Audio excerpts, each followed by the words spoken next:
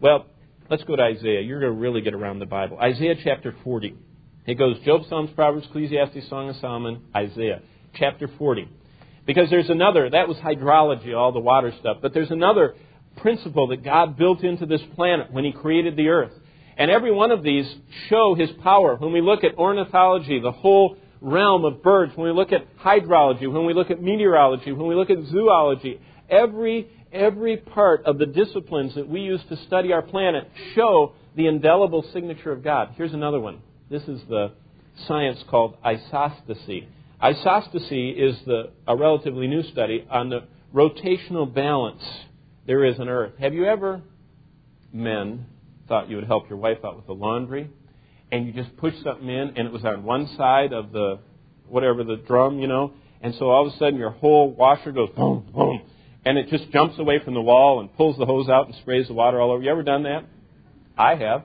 I said, "Oh, honey, let me help you with the laundry," and I ended up flooding the place, and the washing machine jumped all the way out, and she opened it up, and I had put the buddy's bedspread all in one hunk, and it was too big, and it upset the rotation of the washing machine.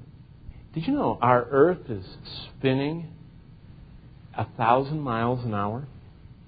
And did you know it's perfectly balanced? Can you imagine spinning your coffee cup and not having the coffee go all over you? It happens every day in the car when you're trying to turn and drive.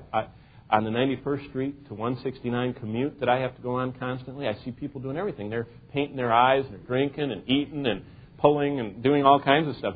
Can you imagine trying to spin your coffee cup? But yet, the Lord spun the earth. And the water doesn't fly off. And it doesn't wobble. It's perfectly balanced. And that balance is called isostasy. And there is a balance between the heights of the mountains and the depths of the oceans. And there's a perfect balance. For every up, there is a down. And it's perfectly balanced. And that is a science. And 600 years before Christ, God knew so much about this. He wrote it down. Look at Isaiah 40, verse 12. It says this, "Who has measured the waters in the hollow of His hand? And who has measured heaven with a span? Who has calculated the dust of the earth in a measure, and weighed the mountains on a scales, and the hills in a balance?" The answer to all those questions is only God.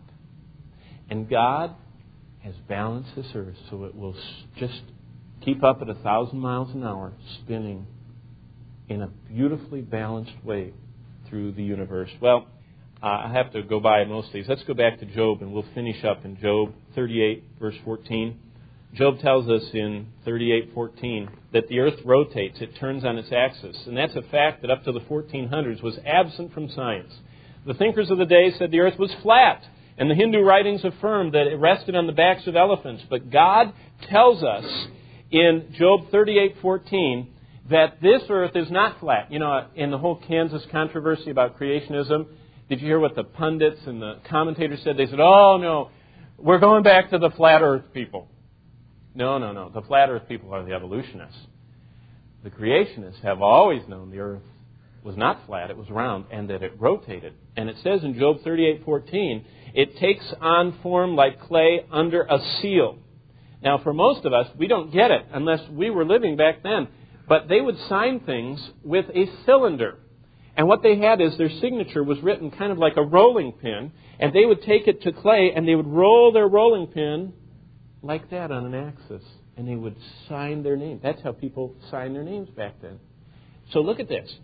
It says that the earth, takes on form like clay under a seal. That is, turning a cylinder on its axis to sign documents. And stands out like a garment. You know what it says? It's amazing. The earth is spinning like this. And yet everything stands out like a garment. It's not flying off like your coffee cup would as it rotates. What holds the earth in space? Look at Job 26:7. I mean, sometime at a scientific conference, raise your hand and ask someone, one of those great minds out there, what holds the earth in space? And they'll look at you and they'll say, gravity. So you go, what's gravity? We don't know. it seems to be nothing, but it's there, and we can't figure out. There are four, well, I won't even get in that, 4 prime deals out there, and they think gravitons and gluons, and they're trying to explain God. Look at what God says. Job 26:7. He stretches out the north over empty places and hangeth the earth upon nothing. So what's holding the earth out there? Gravity. What's gravity? I don't know. God hung it there. And at that moment, maybe He instilled into the universe that power of gravity that just holds the earth hanging with nothing around it.